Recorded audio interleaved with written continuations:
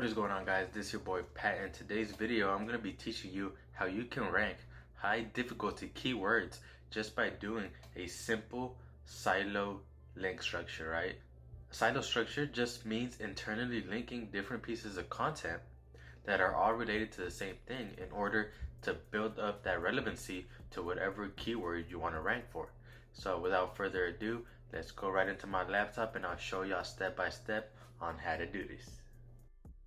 Alright guys, so basically what siloing does is it's basically a internal linking structure that connects subcategories with a larger category, right? And as a SEO, we like to use siloing in order to rank these higher difficulty keywords that would be hard to rank for if you only had one piece of content for it. And just so you guys can understand a little bit more of the different silos that you could do. So you have a category and a subcategory. We have the pillar page, foundation pages, parent page, child pages, right? And you have a lot more. These are just some of the different siloing structures that you could do. And for SEO, doing a content silo structure can be a very powerful thing in order to rank for those harder short-term keywords that you want to rank for, right? Because they could ultimately bring in more traffic, more visitors to your website. So I went ahead and just picked a keyword that I was going to target just for this demonstration, and I went ahead and did the term Tiger King. I know Tiger King is a big thing right now with the whole Netflix thing, you know, crazy people doing crazy things, and Carol Baskin did kill her husband. But this keyword difficulty is 70, right? So Ahrefs determines this as hard. So this would be a pretty tough keyword to rank for. So what you would want to do for the silo structure is create a main pillar page is going to be about Tiger King, right? There's going to be about a 3,000 word article all about Tiger King, and then you're going to have the supporting pages that are going to be around 500 to 700 words in order to support the relevancy and power of the main keyword that we want to rank for, right? I'm going to show you how to do this. So I went ahead and did a quick little demonstration of how this would look like, right? So up here we have Tiger King, so that would be our main pillar piece of content that we will want to rank for, right? And this right here would be around 3,000, about 3,000 words, right? You want to have a nice piece of content that's very in-depth and answers as much as you can about Tiger King, right? And then all these other supporting pages are going to be probably around 500 to around 700 words, right? They don't have to be as long as in-depth as our main pillar page that we want to rank for, but these can also rank, and these will probably rank a lot quicker, and they can get you that instant boost in traffic while we still try to pass up the relevancy to our main targeted page, right? So the way that this works is, and the most important part is how you internally link your content, right? How you internally link your structure. So what you first want to do is, in this main piece of content in your pillar page, you want to pick the keyword that you're finding. For an example, you can link out from your main piece of content, which is Tiger King, and then we can link it out to this one, right? 10 ways that Joe Exotic went crazy. These are all made up topics, by the way, just off the top of my head. So what you want to do is you want to link out from your main piece of content to the supporting piece of content through one internal link, right? You're going to pick a phrase or a couple of keywords that is relevant to this topic, and you're going to internally link back to this topic, right?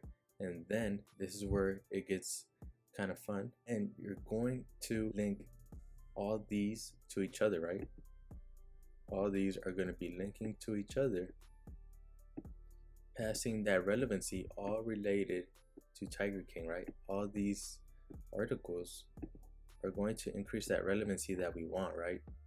And then all these are going to be linking back to our main article. All right. So yeah, so basically the most important part is that you only internally link from your pillar page to one of these supporting articles, and then the rest of these articles are going to link to each other, and then all these are also going to link out to your main targeted pillar page. What this is going to do by only interlinking once from your home page is going to maximize your crawl budget, right? You want to make sure that Google's crawl bots can effectively crawl all of these pages, right? So they're going to come in from your home page, going to crawl over to that supporting article, and from here they're going to be able to crawl all the rest of these articles, right? And what's so important here is that it's been a theory that if you get 2 internal links back to one of your pages, it's almost as powerful as getting a regular backlink, right? This is why the strategy is so powerful. And what's going to do is it's going to let Google know that you're really building up that power, that relevancy and authority around your main keyword, which in this case is Tiger King, by having all these supporting pieces of articles. Now, in this scenario, I have 7 supporting articles. You can do more, you can do less, but you at least want to have around 5 supporting articles in order to be effective doing this strategy. And it all depends on how hard the difficulty is of that keyword, right? So the harder it is to rank, the more supporting articles you are going to have, right? So you are going to want to do some keyword research to first identify how hard it would be to rank. This is pretty much it, guys. So just again, the most important part is to have one interlink from here to one of these articles. Then all these are going to link to each other, as well as linking out to your main piece of content, right? There is no exact way on how you should actually internally link these out, right? You don't have to go in chronological order like they are laid out here, right? So this one could be more relevant than that one. This one could be more relevant than that one. So it all determines on your own personal preference, how you laid out your content, right? Let's say you started a pillar content and you've been spreading out the supporting articles, you know, along weeks. So it's not one right after the other, but just go ahead and go back if you did do it over a certain period of time.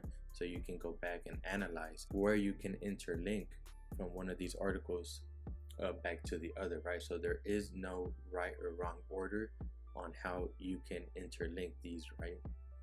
This is just a basic layout and it's very simple to understand it this way. So I went ahead and drew it out for you guys if you're just starting off, or if this technique is new to you, right? Quick demonstration would be if this was your article and this, I did not write this is just for the demonstration. You would go in here and let's just try to find Joe Exotic. So you would find the name Joe Exotic because it's related to this article, right? And then you just want to go ahead, interlink, and here you would type in your supporting piece of content, and that's it. You just update it and you're done. You would repeat this process throughout all the other supporting pages, right? Very simple to do.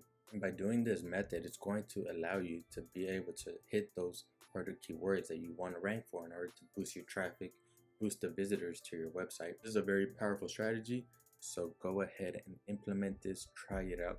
Let me know how it works. If you guys have any questions, leave it down in the comment section. I'll go ahead and answer them, and leave me a like and subscribe. It'll help me out a lot. I'm going to be doing a lot more of these tutorials, and I'll see you guys in the next one.